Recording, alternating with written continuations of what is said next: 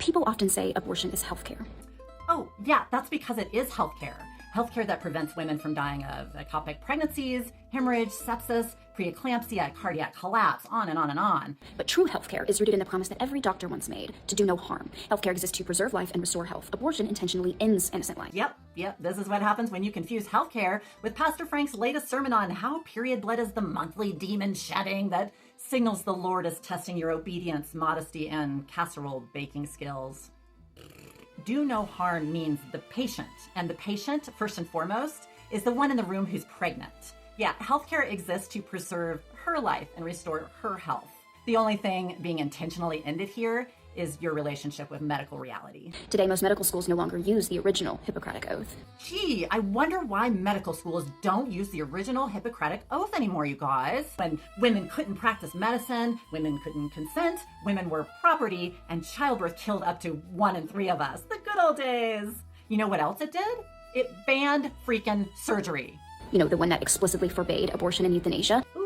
Historical accuracy called. It wants your homeschool high school degree back, sweet cheeks. You see, the original Hippocratic Oath banned one specific method of abortion called abortive pessaries, because they were basically ancient poison just shoved up your vagina, and women kept dying from them left and right. Oh, but hold up. Hippocrates and his bros, they weren't protecting fetuses. It was basically the ancient Greek equivalent of yeah, let's just not. This ovary-addled simpleton might croak, and then her husband will sue me. Ugh. In its place are modern ethical pledges that redefine care around personal autonomy instead of moral duty. You see, personal autonomy is the moral duty. It is the whole entire point. It is the foundation of medical ethics, in fact. Yeah, autonomy means the patient, the one who's pregnant in the room, gets to decide what happens to their body. Right to life doesn't mean right to use someone else's organs without consent. But doctors are still called to safeguard life, not to decide which lives are worth protecting. So your whole argument is doctors shouldn't choose which life matters, except they must always choose the fetus. Do you freaks ever hear yourselves? Don't answer that. The bar's already burning somewhere near the river Styx. And because we know that life begins at conception. Your religion believes that. Medicine does not. Law does not. Philosophy does not. Every culture does not. But here's the real problem. You're trying to make it the basis of public healthcare policy in this country, which is, what's the word? Yes, a theocracy.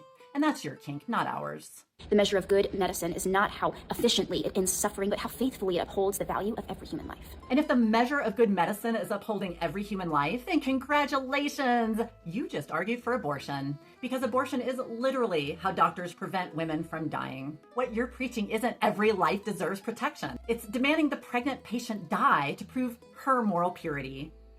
And babe, I have to ask, when did you start believing that you deserved less? Because that's what your male-dominated churches teach women. Not morality, just obedience. Your church's theology is not my medical reality. Your fear of women's autonomy? That's your prison. And if you refuse to stop forcing your theology into our laws, don't get too comfortable, ladies, because we will with whatever it takes.